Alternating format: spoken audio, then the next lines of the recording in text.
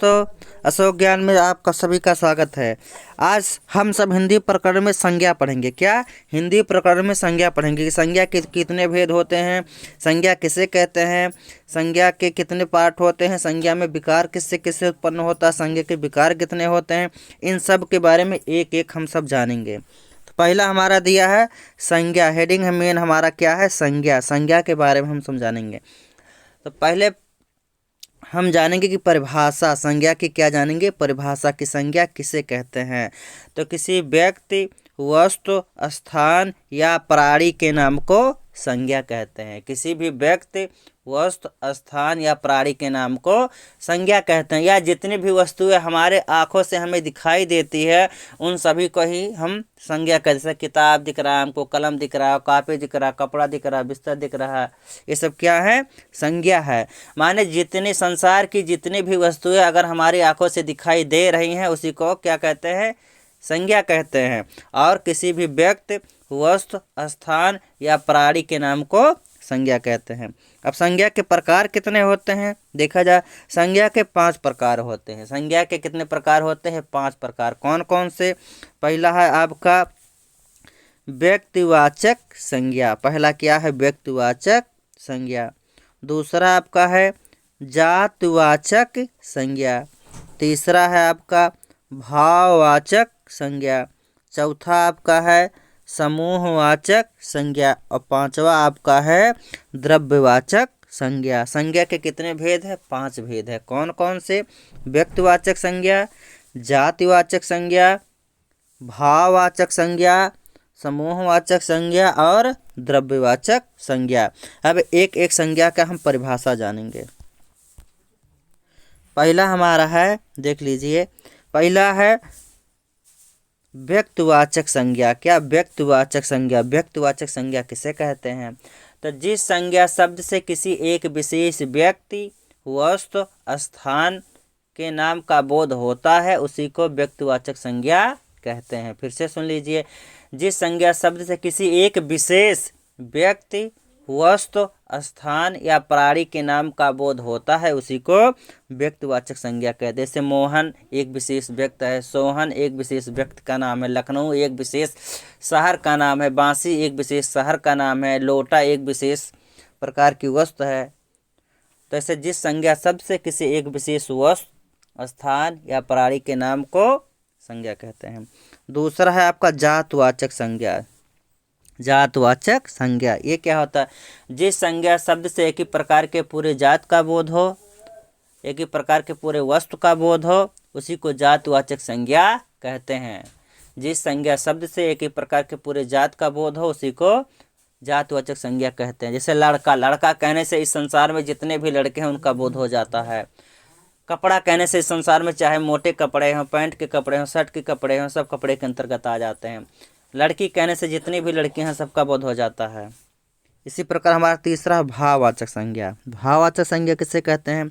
जिस संज्ञा शब्द से हृदय के भावनाओं का बोध हो उसी को भाववाचक संज्ञा कहते हैं। जिस संज्ञा शब्द से हृदय के भावनाओं का बोध होता है उसी को भाववाचक संज्ञा कहते हैं। जैसे हंसना, रोना, दुखी होना, खुश होना, क्रोध में आना, ये हमारे हृदय की भावना है, हमारे अंदर की भावना है, इसी को भाववाचक संज्ञा कहते हैं। चौथा है समूहवाचक संज्ञा। समूहवाचक संज्ञा क्या होता है? जिस संज्ञा शब्द से एक ही प्रकार के पूरे समूह का बोध हो या जिस संज्ञा शब्द से किसी व्यक्ति, वस्तु या स्थान के पूरे समूह का बोध हो उसी को समूहवाचक संज्ञा कहते हैं। जैसे कह दिया जाए क्राउड, क्राउड माने भीड़, या भीड़ कहते, भीड़ में बहुत सारे लोग रहते हैं। क्लास, कक्षा में बहुत सारे लोग रहते हैं। मेला, मेला में बहुत सारे लोग रहते हैं। आर्मी, आर्मी बहुत सारे होते हैं। तो जिस संज्ञा शब्द से पूरे समूह का बोध होता है उसी को समूहवाचक संज्ञा कहते हैं। अगला है द्रव्यवाचक संज्ञा। द्रव्यवाचक संज्ञा किससे कहते हैं? जिस संज्ञा शब्द से किसी ऐसे पदार्थ का बोध होता हो जिनका रूप आकार बदला जा सकता हो या जो जमीन से खोद कर निकाली जाती हैं उन्हीं को द्रव्यवाचक संज्ञा कहते हैं। जैसे सोना, लोहा, ये सब क्या है, एक पदार्थ है। क्या है? इनको जमीन से खोद कर निकाला जाता है। दूध, दही, तेल, ये सब क्या है, एक पदार्थ है, इनका रूप आकार बदला जा सकता है, ये तरल होते हैं, इससे दूध से खीर बन सकता है, पनीर बन सकता है, मिठाई बन सकता है। संज्ञा के पांचों प्रकार खत्म हुआ। अब स्टार में हम सब देखेंगे क्या लिखा है। स्टार, पहले स्टार में दिया है संज्ञा के कितने विकार होते हैं, संज्ञा के कितने विकार होते हैं। तो अगले स्टार में दिया है संज्ञा के 3 विकार होते हैं। क्वेश्चन पूछ सकता है आपसे कि संज्ञा के कितने विकार होते हैं, तो संज्ञा के 3 विकार होते हैं, या संज्ञा में 3 प्रकार से विकार होता है। किस केस के अनुसार देखा जाए, दिया है संज्ञा के विकार, संज्ञा के विकार, संज्ञा के विकार किसमें किससे किससे होता है, लिंग के द्वारा संज्ञा में विकार होता है, वचन के द्वारा संज्ञा में विकार होता है, और कारक के द्वारा संज्ञा में विकार होता है। संज्ञा में किसके द्वारा विकार होता है या कितने प्रकार से होता है, तो लिंग के द्वारा, वचन के द्वारा और कारक के द्वारा। यहाँ दिया है लिंग, लिंग कितने प्रकार के होते हैं, 2 प्रकार के। कौन कौन से, पुल्लिंग और स्त्रीलिंग। पुल्लिंग और या संज्ञा कितने प्रकार के होते हैं, 2 प्रकार के, एक स्त्रीलिंग एक पुल्लिंग, एक पुल्लिंग एक स्त्रीलिंग। पुल्लिंग किसे कहते हैं, जिस संज्ञा शब्द से पुरुष प्राणी का बोध हो, जिस संज्ञा शब्द से पुरुष प्राणी का बोध होता है उसी को पुल्लिंग कहते हैं। जिस संज्ञा शब्द से पुरुष प्राणी का बोध हो उसे पुल्लिंग कहते हैं। स्त्रीलिंग क्या होता है, जिस संज्ञा शब्द से स्त्री प्राणी का बोध हो उसे स्त्रीलिंग कहते हैं। पुल्लिंग में देख लीजिए शेर, चीता, बकरा, बैल, लड़का, ये सब क्या है, पुल्लिंग है। और स्त्रीलिंग में लड़की, गाय, बकरी, ये सब क्या है, स्त्रीलिंग है। यहाँ ट्रिक है, पुल्लिंग और स्त्रीलिंग की पहचान के लिए एक ट्रिक दिया है, देख लीजिए ट्रिक थोड़ा। ट्रिक में हमारा दिया है, ट्रिक है कैसे पहचाना जाए कि कौन पुल्लिंग है कौन स्त्रीलिंग। जैसे मेरा, मेरी, अच्छा, अच्छी, बड़ा, बड़ी, काके, की। से यह मेरी बहन है, यह मेरी बहन है, तो बहन क्या हो गया, स्त्रीलिंग। यह मेरा भाई है, सॉरी, यह मेरा भाई है, तो मेरा शब्द किसको दर्शा रहा है, पुल्लिंग को। यह मेरी बहन है, मेरी शब्द स्त्रीलिंग को। यह अच्छा लड़का है, यह अच्छा लड़का है, तो अच्छा पुल्लिंग को दिखा रहा है। यह अच्छी लड़की है, अच्छी स्त्रीलिंग को बता रहा है। यह भैंस बड़ी है, यह भैंस बड़ी है, बड़ी शब्द स्त्रीलिंग को दिखा रहा है। यह बैल बहुत बड़ा है, तो बड़ा शब्द पुल्लिंग को दर्शा रहा है। अगला देखा जाए क्या है, नोट में दिया है, नोट उत्पत्ति के आधार पर संज्ञा के भेद कितने होते हैं, 3 प्रकार के। उत्पत्ति के आधार पर संज्ञा के कितने भेद हैं, 3। कौन कौन से, पहला है व्यक्तिवाचक संज्ञा, दूसरा है जातवाचक संज्ञा, तीसरा है भाववाचक संज्ञा। वैसे तो संज्ञा के 5 प्रकार होते हैं, लेकिन उत्पत्ति के आधार पर संज्ञा के केवल 3 भेद होते हैं। कौन कौन से, व्यक्तिवाचक संज्ञा, दूसरा जातवाचक संज्ञा और तीसरा भाववाचक संज्ञा।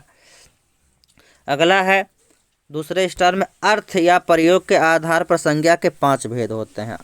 अर्थ या प्रयोग के आधार पर संज्ञा के 5 भेद होते हैं। सबका जो परिभाषा है ऊपर बताया गया आपको, इसलिए यहाँ नहीं बताया जा रहा है। अर्थ के या प्रयोग के आधार पर संज्ञा के कुल कितने भेद हैं, 5 भेद है। देखा जाए कौन कौन सा। पहला दिया है हमारा, पहला व्यक्तिवाचक संज्ञा। क्या है, व्यक्तिवाचक संज्ञा, जिस संज्ञा शब्द से किसी एक विशेष व्यक्ति उस स्थान का बोध होता है उसे व्यक्तिवाचक संज्ञा। कैसे, सोमवार एक विशेष दिन है, 2020 एक विशेष साल है, भारतीय एक विशेष ये है, जाति है। दूसरा है जातवाचक संज्ञा, जातवाचक संज्ञा से पशु पक्षियों के नाम, किसी भी पक्षी का नाम ले लिया जाता है तो पूरे जात का बोध होता है। पर्वत, कोई भी पर्वत हो, बाढ़, सूखा, ये सब क्या है, जातवाचक संज्ञा। तीसरा है भाववाचक संज्ञा। क्या है, भाववाचक से मारना, भाववाचक संज्ञा। सर्दी, भाववाचक संज्ञा। शाबाशी देना, भाववाचक संज्ञा है। अगला है पदार्थवाचक संज्ञा। क्या है, पदार्थवाचक संज्ञा से कपड़ा एक पदार्थ है, सब्जी एक पदार्थ है, स्वर्ग क्या है, स्वर्ण एक पदार्थ है। अगला है 5वां हमारा समूहवाचक संज्ञा। क्या, समूहवाचक संज्ञा। संसद, समूहवाचक संज्ञा। गिरोह, समूहवाचक संज्ञा। घौद, समूहवाचक संज्ञा। कारवा समूहवाचक संज्ञा। संज्ञा प्रकरण आज हमारा खत्म हुआ। अगले प्रकरण में हम लिंग के बारे में अध्ययन करेंगे। अगर यह वीडियो आपको पसंद आया हो तो हमारे चैनल को सब्सक्राइब कीजिए और घंटी को भी दबा दीजिए ताकि कोई भी नोटिफिकेशन हो तो आपके पास सबसे पहले पहुँचे। जय हिंद।